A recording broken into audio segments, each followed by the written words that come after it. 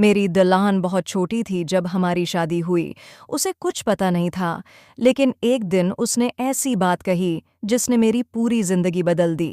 दोस्तों, आज की कहानी मोहब्बत, कुर्बानी और एहसास की एक ऐसी दास्तान है जो आपके दिल को छू लेगी। उसलिए वीडियो को आखिर तक ज़रूर देखिए। और अगर आपको ऐसी जज्बाती और रोमानवी कहानियाँ पसंद हैं, तो अभी हमारे चैनल रूहानी इल्म को सब्सक्राइब करें और बेल आइकन दबा दें। मेरा नाम अहमद था। मेरी शादी बचपन में ही एक मासूम लड़की हानिया से कर दी गई थी। उस वक्त वो इतनी छोटी थी कि उसे शादी का मतलब भी मालूम नहीं था।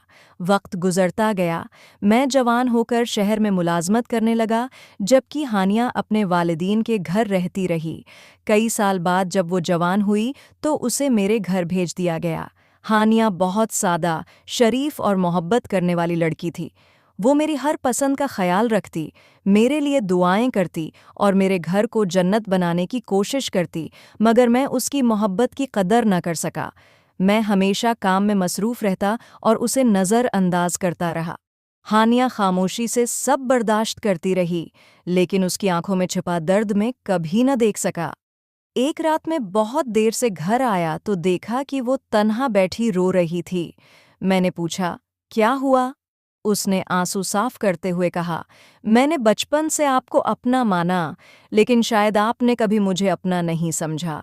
उसकी ये बात मेरे दिल में तीर की तरह लगी, मगर उस वक्त भी मैंने ज्यादा तवज्जो न दी। चंद दिन बाद जब मैं घर वापस आया तो घर अजीब खामोश था। हानिया वहां नहीं थी।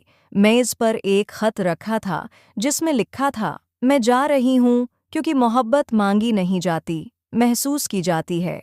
अगर कभी मेरी कमी महसूस हो तो मुझे अपनी दुआओं में याद रखना। खत पढ़ते ही मेरे हाथ कांपने लगे। पहली बार मुझे एहसास हुआ कि मैंने अपनी जिंदगी की सबसे कीमती चीज खो दी है।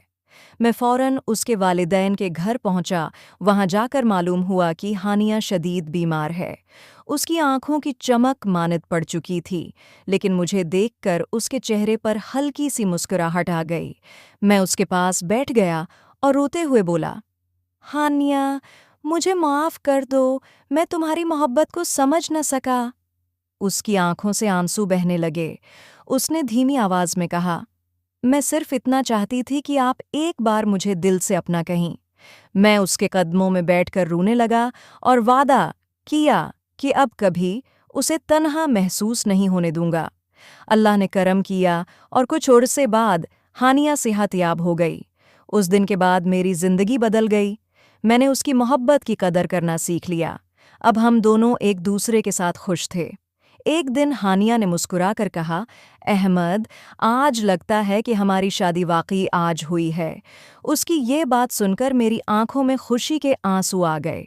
दोस्तों, अक्सर हम उन लोगों की कदर नहीं करते जो हर हाल में हमारे साथ खड़े होते हैं, लेकिन जब वो दौर हो जाएं तो उनमें मौना बयानाई उनको तो गौन अनकी न रोजाई अहमियत समझ आती है। अगर आपके ज़िंदगी में भी कोई ऐसा शख्स है जो आपसे बेलौस मोहब्बत करता है तो उसकी कदर कीजिए, कहीं ऐसा ना हो कि बहुत देर हो जाए। अगर उस कहानी ने आपके दिल को छुआ है तो वीडियो को लाइक करें, कमेंट में मोहब्बत की कदर करें ज़रूर लिखें, और ऐसी ही जज्बाती, रोमानवी और सबक आमोज़ कहानियों के लिए रूहानी इल्म को अभी सब्सक्राइब करें।